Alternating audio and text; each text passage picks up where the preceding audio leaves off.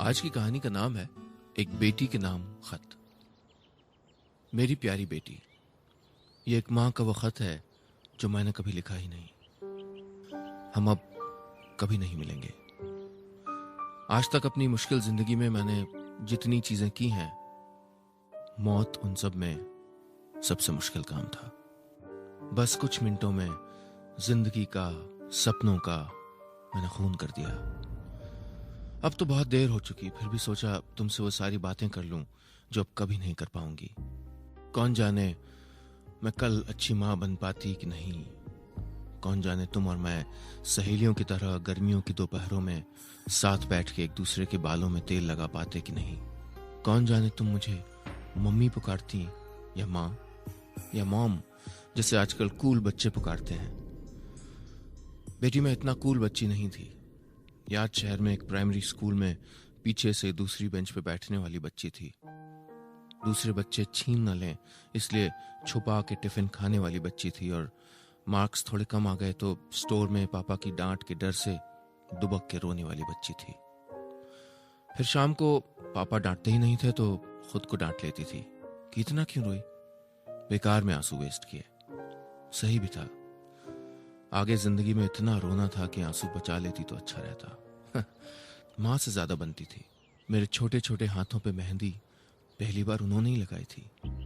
Arts की teacher जो थी बोली, ऐसे ही कभी तेरी शादी में तेरे हाथ में मेहंदी लगाऊंगी। मैंने माँ को समझाया कि ये नहीं हो सकता, मैं अपने गुड्डे से पहले ही शादी कर चुकी हूँ। याद शहर के पार्क में जाड़ों की धूप में माँ मुझे ले जाती थी।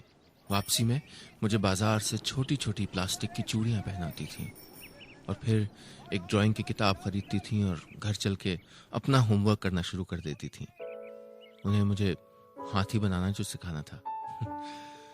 एक दिन ऐसा कुछ हुआ कि माँ ने आर्ट्स कॉलेज, पेंटिंग, ब्रश सब छोड़ दिया।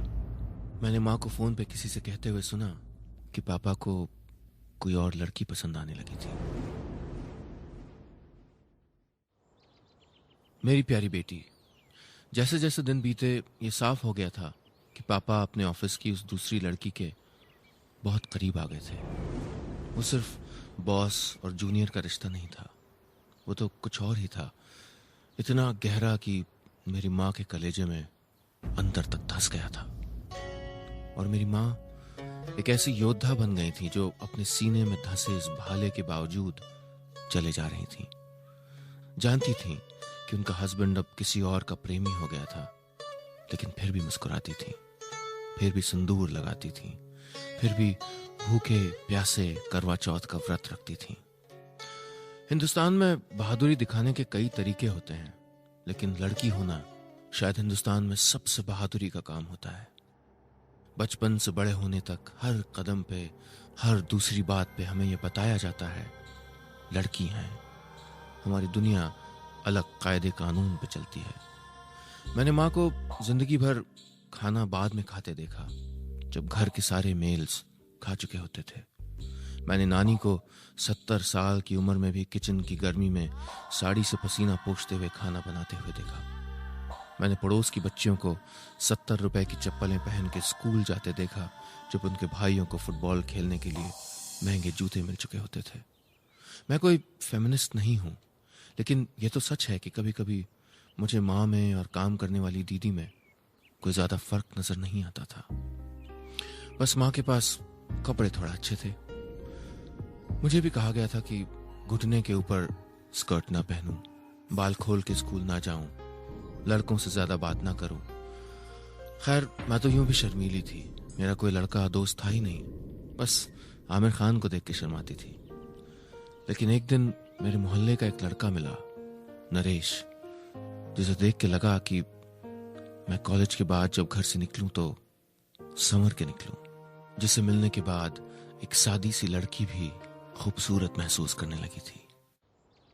मेरी प्यारी बेटी, हमें लगता है कि प्यार एक चोर की तरह दबे पांव आता है, लेकिन प्यार जब खामोशी से आता है तो भी असल में ढिंडोरा पीटते आता है। मेरे साथ भी यही हुआ।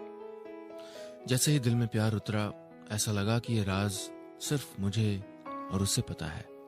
मैं तो सोच ही रही थी कि कब कैसे पापा को बताऊं कि मैं अब किताबों के अलावा भी किसी और के बारे में सोचने लगी हूँ। कि एक दिन अचानक पापा कमरे में दाखिल हुए, मेरी टेबल पे मेरी बुक जोर से हटाई और एक कागज का पन्ना मेरे मेज पे फेंका। ये मेरे हाथ से नरेश को लिखी एक चिट्ठी थी, मेरी पहली चिट्ठी जो मैंने उसे चुपचाप भेजी थी। लेकिन मैं गलत थी। उसे तो अपने दोस्तों के सामने शेखी बगाड़ने के लिए मेरी चिट्ठी एक इश्तिहार की तरह उन्हें दिखानी थी। बात उनसे उनके घरों तक पहुंची और फिर मेरे पापा चिट्ठी लेके आ गए। मैं इतनी नादान थी, मैंने ऐसे लड़के से प्यार का इजहार कर दिया था जो मुझे सिर्फ एक टीनेज की ट्रॉफी समझ के दिखाता फिर रहा था। आजकल तो जमाना फिर भी थोड़ा बदल गया है, लेकिन उन दिनों ये तो ऐसा था जैसे रेगिस्तान के बीचों बीच किसी ने आग लगा दी हो। धुआं दूर दूर तक दिखता था। मेरी माँ ने मेरे पापा को समझाने की कोशिश की कि गलती मेरी नहीं थी, उस लड़के की थी जिसने मुझे ऐसे इस्तेमाल किया। लेकिन उन्होंने कहा कि इससे उनकी प्रतिष्ठा, उनकी प्रेस्टीज खत्म हो गई थी। कि अगर लड़का होता तो शायद ये दिन ना देखना पड़ता। न जाने कैसे कह देते हैं ऐसी चीजें लोग इतनी आसानी से। शायद वो ये नहीं सोचते कि ऐसे लफ्ज जिंदगी भर याद रहते हैं, चुभते हैं, हमें कमजोर बना देते हैं। मैं अचानक एक कैदी बन गई थी। मेरे वही पिता जिनका अफेयर अपने दफ्तर में किसी लड़की से चल रहा था, वो मुझे अच्छाई सिखा रहे थे। मैं मन ही मन घुटती रहती, अक्सर माँ को अकेले में रोता देखती, जैसे अपनी भूरे प्रिंट वाली साड़ी नहीं, बेबसी पहने हो। जो लोग कहते हैं कि लव मैरिजेस आसानी से टूटती रहती हैं, उन्हें कई अरेंज्ड मैरिजेस में खामोशी से घुटती बीवियों की ओर भी देख लेना चाहिए। एक दिन इस घुटती हुई लव मैरिज का गला घोटने पापा मम्मी को एक फैसला सुनाने आ गए। वो मेरी माँ से तलाक चाहते थे। मेरी प्यारी बेटी, अचानक अपनी माँ के लिए मैं माँ बन गई थी। उनको इतना बेसहारा, इतना बेबस मैंने आज तक नहीं देखा था।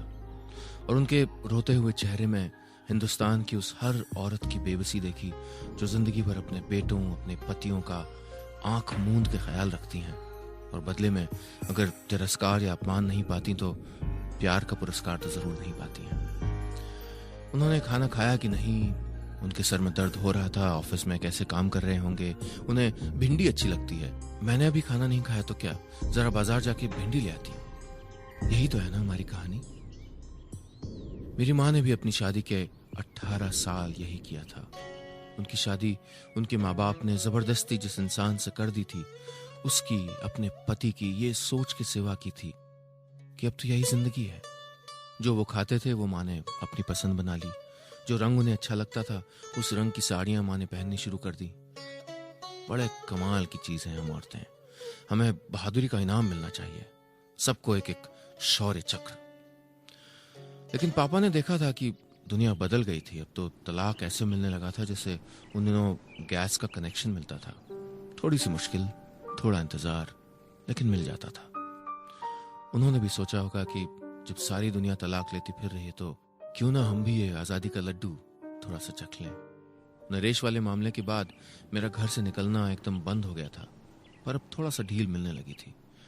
मैंने फैसला किया कि मैं उस लड़की से जाके मिलूंगी, अपनी माँ की ओर से उससे बात करूंगी। हो सकता है कि मान जाए, मेरी माँ की जिंदगी से दूर चली जाए। इन्हीं दिनों एक दिन जब पापा ऑफिस गए थे तो दरवाजे पे घंटी बजी। मेरे नाम एक चिट्ठी आई थी। खोली तो नरेश की थी, उसी लड़के की जिसने मुझे बेइज्जत किया था। उसने बेतहाशा माफी मांगी थी। कहा था कि लड़कपन में उसने मेरी चिट्ठी एक दो दोस्तों को दिखा दी थी क्योंकि वो बेहद खुश था। उसने लिखा था कि वो मेरे बिना नहीं रह सकता। तुम तो जानती हो बेटी कि हम लड़कियां कैसी होती हैं। मैं उससे फिर मिलने को राजी हो गई। मेरी प्यारी बेटी, मैंने अपनी माँ का दर्द कम करने के लिए उनसे ही एक दो बार झूठ बोलना शुरू कर दिया। मैं पापा के कलीग्स को फोन करके अंकल अंकल कह के कभी कभी मासूमियत से वो जानने की कोशिश करती थी कि वो लड़की कौन थी। कभी कभी नरेश से भी मिल लेती थी। यूं तो नहीं कहूंगी कि फिर पुराने दिनों की तरह उससे प्यार करने लगी थी, लेकिन हाँ, मेरे रूखेपन की बर्फ थोड़ा पिघल चुकी थी। मैंने एक दिन एक पीसीओ में जाके कांच वाले केबिन का दरवाजा ठीक से बंद करके पापा के ऑफिस फोन किया। मैंने नाम बदल के उस लड़की को पूछा। मुझे बताया गया कि उसका ट्रांसफर पास ही के एक कस्बे में हो गया था। अब समझ आ गया था कि उस छोटे से कस्बे से, जहां हमें कोई जानता ही नहीं था, क्यों अचानक रजिस्टर्ड पोस्ट घर पे आने लगी थी पापा के नाम। उस दिन मैंने पापा को मम्मी से कहते सुना कि उन्हें ऑफिस के किसी काम से अगले दिन दिल्ली जाना है। उन्होंने ये भी कहा कि उन्होंने वकील से बात कर ली है, आके कोर्ट की प्रोसीडिंग्स शुरू करने वाले थे। बोले कि एलिमनी में माँ को इतना पैसा मिल जाएगा कि उन्हें अपने खर्चे की कोई परेशानी नहीं होगी। मेरे पापा ने मेरी माँ के लिए तलाक की पेंशन देने का फैसला कर लिया था। मेरे पास ज्यादा वक्त नहीं था। जैसे ही पापा निकले, मैंने माँ से कहा कि मुझे कंपटीशन के लिए कुछ फॉर्म लाने हैं। मैं भी घर से निकली और नरेश से कॉलेज में मिली। मैंने उससे कहा कि वो अपनी स्कूटर पे मुझे उस कस्बे ले जाए जहां वो लड़की रहती थी। अगले दिन पापा के जाते ही मैं घर से चल पड़ी। माँ से कहा उस रात सहेली के घर रुकूंगी।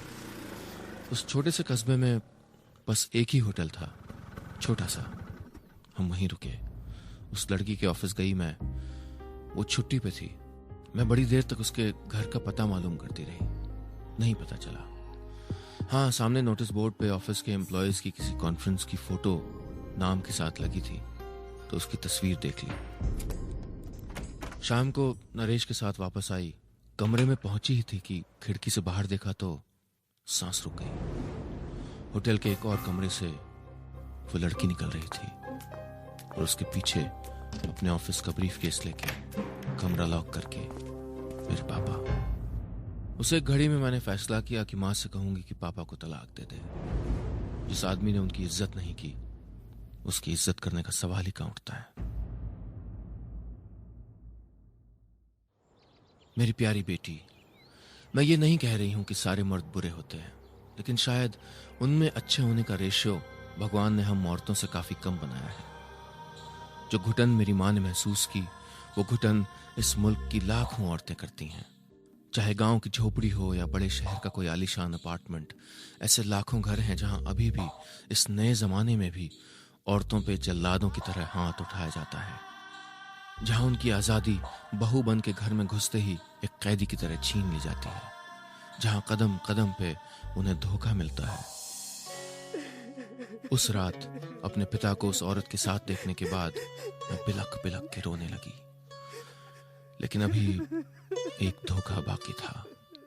मैं हार गई थी, कमजोर पड़ गई थी। नरेश ने मुझे बाहों में ले लिया। न जाने कब मैं उसके साथ महफूज महसूस करने लगी। न जाने कब रात ऐसे कटी जैसे जिंदगी में कोई रात नहीं कटी थी। कुछ हफ्तों बाद पता चला कि मैं एक अनब्याही मां बनने वाली थी। मेरी प्यारी बेटी, मुझे माफ कर देना। मैं तुम्हें बताना चाहती थी कि मैंने क्यों अबॉर्शन करा के तुम्हारी जान ले ली। हमें किसी को जीवन देने का अधिकार नहीं है अगर हम उन्हें मौत से बदतर जिंदगी देने जा रहे हैं। काश मैं तुम्हें जन्म दे पाती। काश तुम्हारे पास पिता का नाम होता। काश मैंने तुम्हें एक खूबसूरत बचपन दिया होता, तुम्हें एक सहेली की तरह बड़ा करती, आंखों में आंसू भर के विदा करती। काश मैं तुम्हें वो हिम्मत दे पाती जो मुझ में और मेरी माँ में नहीं थी। काश मैं तुम्हें ये बता पाती कि मेरी तरह बेवकूफी करके एक कमजोर लम्हे की वजह से कच्ची उम्र में माँ मत बन जाना। मैं कमजोर थी मेरी प्यारी बेटी। अनब्याही माँ बन के रहने की हिम्मत नहीं थी मुझ में। कौन जाने मैं अच्छी माँ बन पाती कि नहीं। कौन जाने तुम और मैं सहेलियों की तरह गर्मियों की दोपहरों में साथ बैठ के एक दूसरे के बालों में तेल लगा पाते कि नहीं। कौन जाने तुम मुझे मम्मी पुकारती या माँ। मुझे माफ कर देना। मैं तुम्हें कभी नहीं भुलाऊंगी। हो सके तो भगवान के घर में बैठ के मेरी ओर हर रोज एक बार प्यार से देख लेना, मुस्कुरा देना। मैं ये सोच लूंगी कि तुमने थोड़ी सी माफी दे दी मुझे, और एक दिन मिलूंगी तुम्हें, अपनी बाहों में ले लूंगी तुम्हें, मेरी प्यारी बेटी। बस इतनी सी थी आज की कहानी।